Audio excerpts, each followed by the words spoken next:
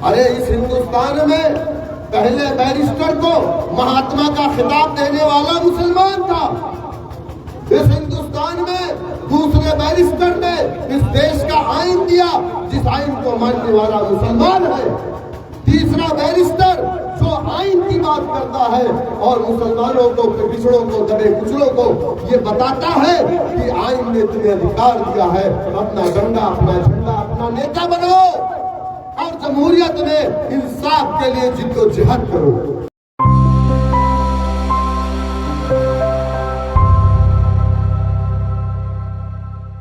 इस देश में लोकतंत्र में जिस समाज का अपना डंडा, अपना झंडा, अपना नेता नहीं होता, उस समाज को इंसाफ नहीं मिलता। सबसे पहले इस देश में एक ही पार्टी थी, मुसलमानों की भी वही पार्टी थी, दलितों की, महादलितों की, पिछड़ों की, महापिछड़ों की, अगड़ों की, तमाम लोगों की एक ही पार्टी थी। उस पार्टी का नाम कांग्रेस पार्टी था। लेकिन उसके बाद तमाम पार्टियां हिंदुस्तान में बनी, तो क्यों बनी? आज लालू यादव ने कांग्रेस से गठबंधन तो किया है, लेकिन ये बताएं लालू यादव या उनके पुत्र कि आपको अपनी पार्टी बनाने की अलग से जरूरत क्यों पड़ी?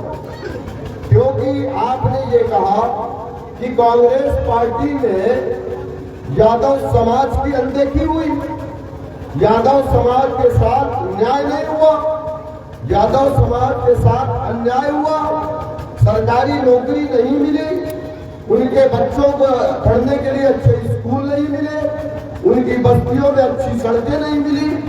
इस वजह से उन्होंने अपना डंडा, अपना झंडा, अपना नेता बनाया और उस पार्टी का नाम रखा आरजेडी, राजद।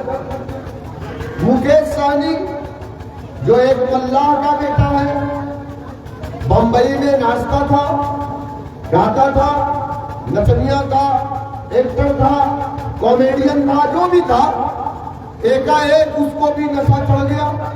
वो कूद करके चला आया बिहार। उसने कहा मेरे समाज के साथ अन्याय हो रहा है, मेरा समाज पिछड़ रहा है, मुख्य धारा से कट रहा है, इसलिए मैं अपने समाज का अपना डंडा, अपना झंडा, अपना नेता बनाऊंगा। उसने अपना डंडा बनाया, अपना झंडा बनाया और खुद अपने समाज का नेता बन गया। और भारतीय जनता पार्टी, जिसको मैं आमतौर से भारत चलाओ पार्टी कहता हूँ, भारतीय जनता पार्टी की गोद में बैठ करके वहां पर जाकर के उसने दूध पी पीते काफी मोटा हो गया। 4 विधायक उसका जीत करके आया। भारतीय जनता पार्टी उसके विधायकों को ले जा करके अपने कमरे में बंद कर ली। वो अकेला रह गया।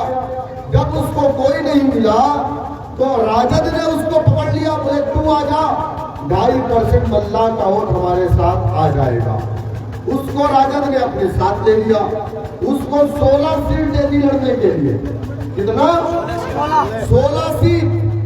हमारे नेता अब्दुल ईमान साहब, हमारे राष्ट्रीय अध्यक्ष असदुद्दीन ओवैसी साहब चिल्लाते रहे, भैया हमसे गठबंधन कर लो, वरना कल ये मत कहना कि हमारी वजह से तुम्हारी सरकार नहीं बनी। कल ये मत कहना कि अम्मा मुझे हैदराबादी बिरयानी खाने तो नहीं मिली। और क्या? लेकिन उनका एक बेटा है जो 9 फेल है, जिसको तजर्बा कहने में 2 मिनट लग जाता है। तजर्बे को कभी तरबूजा कहता है, कभी तरबूजा कहता है।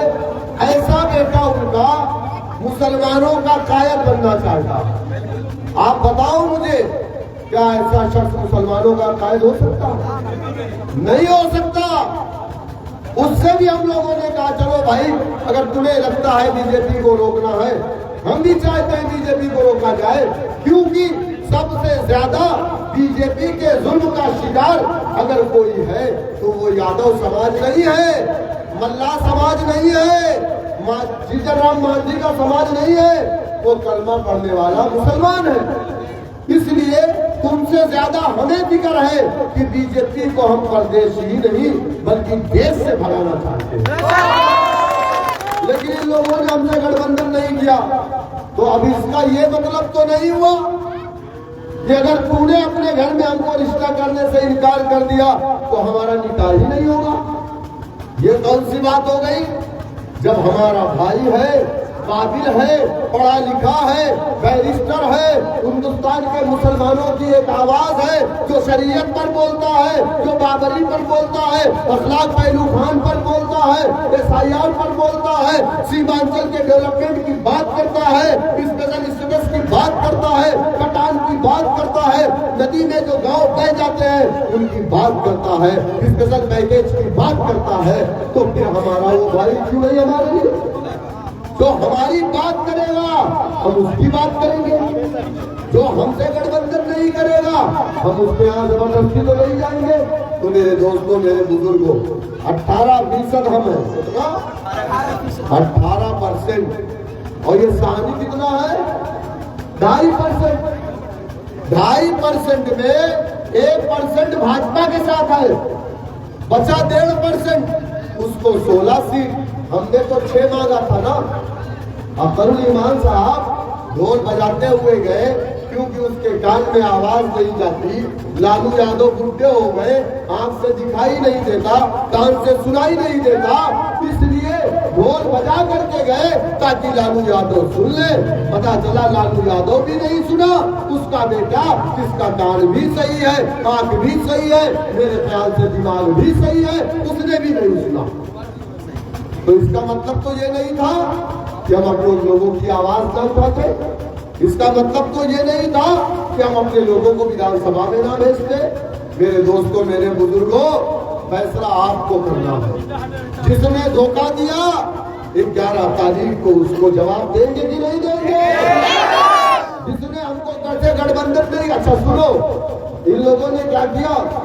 बैठ करके आपस में खिचड़ी बना ली और कहा बाबू तू मुख्यमंत्री बन जा, भैया नचरिया भैया तू जो है उप मुख्यमंत्री बन जा।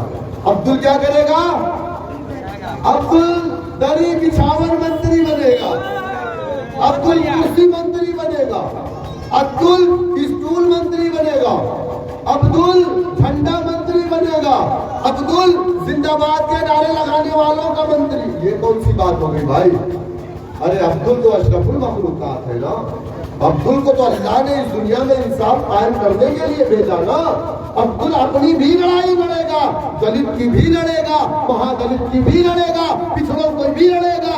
जिस तरीके से 800 साल अब्दुल ने अपनी हुकूमत में हर समाज के साथ इंसाफ किया, उसी तरीके से इंशाअल्लाह ताला अब्दुल के बगैर, ये डिप्टी CM की बात कर रहे हैं ना, 15 सीट जिता करके भेज दो। अख्तरुल ईमान के बगैर कहे हुए कोई मुख्यमंत्री भी नहीं बनेगा। तैयार है ना आप?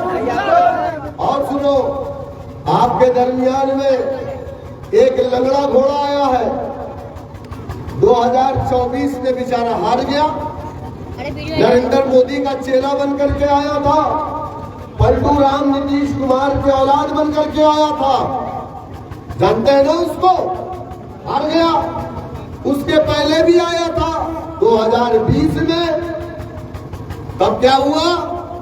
तब भी हार गया। इस बार भी इंशाअल्लाह ताला वो हारेगा।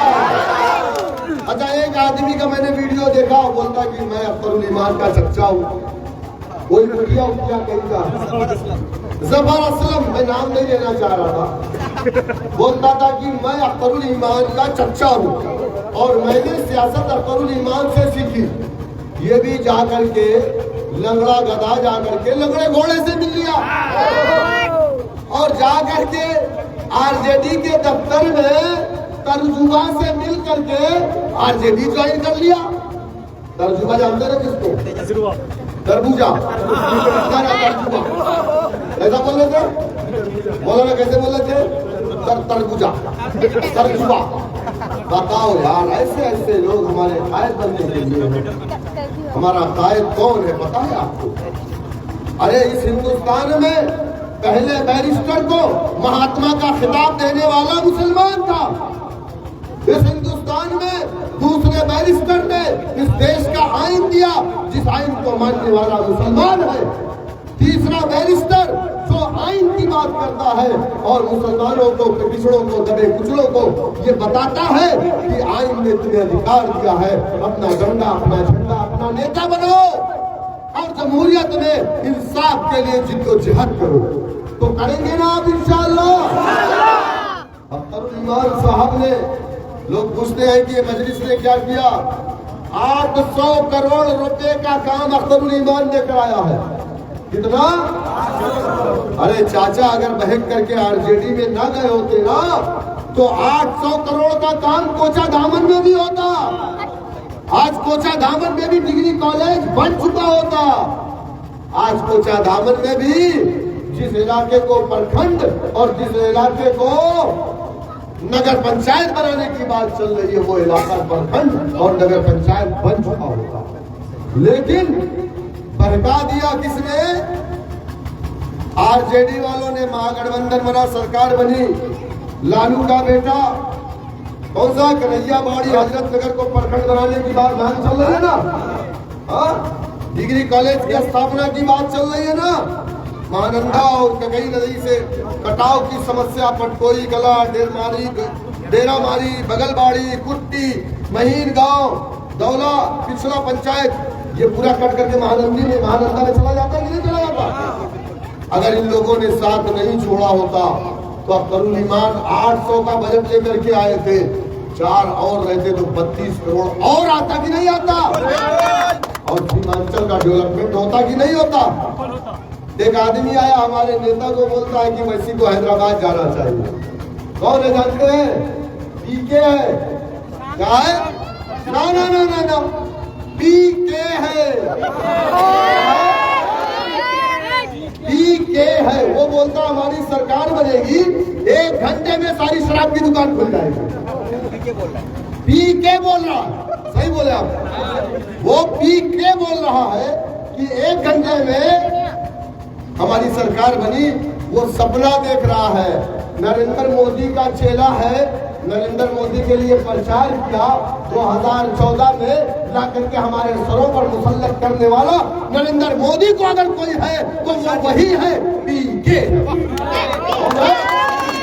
पीके है जो शराब की दुकान, क्योंकि बगैर जिसके वो चल नहीं पाता, इसलिए वो पीके की बात करता है, शराब की दुकान की बात करता है। तो हमें आने वाली 11 तारीख को ना ईके न पीके, सब कहाँ रहेंगे? वोट डालेंगे? मेरी माँ और बहनों, मैं आपसे पूछ रहा हूँ, कहाँ वोट डालेंगे? अरे उत्तर प्रदेश में कोई भी औरत दलितों की किसी पार्टी को वोट नहीं करती। कितना भी पैसा दे दो, पैसा ले लेंगे, तो सब कुछ करेंगे, लेकिन वोट जाके कहाँ डालेंगे? हाथी को डालते हैं, बहुजन समाज पार्टी को। तो आप कहाँ? उसने अपनी कौम की बेटी को उत्तर प्रदेश का मुख्यमंत्री बनाया।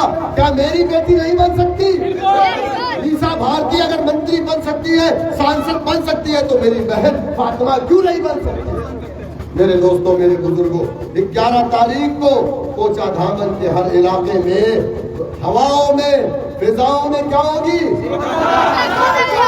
अच्छा, लालटेन का जमाना तो खत्म ना। हमारे बच्चे लोग, तुम लोग लालटेन जानते भी नहीं हो किसको बोलते। हाँ, हमारे बेटे को हमने एक दिन पूछा, बेटा लालटेन, बोले अब ये क्या होता है? मैंने कहा लालटेन, बोले हम लोग नहीं जानते इसको। अल्लाह करे ये लोग ना जाने, क्योंकि उस लालटेन का कोई काम ही नहीं बचा। उसका कल्ला खराब, आप लोग कल्ला ही बोलते ना, उसका कल्ला बिगड़ जाए तो नहीं मिलता। मार्केट में तेल मिलता है, किरासन तेल नहीं मिलता ना, मिट्टी का तेल, तो फिर लालटेन किस काम की? तो फिर कमल को कीचड़ में डाल दो और तीर को रिटर्न जेडीयू के दफ्तर में भेज दो।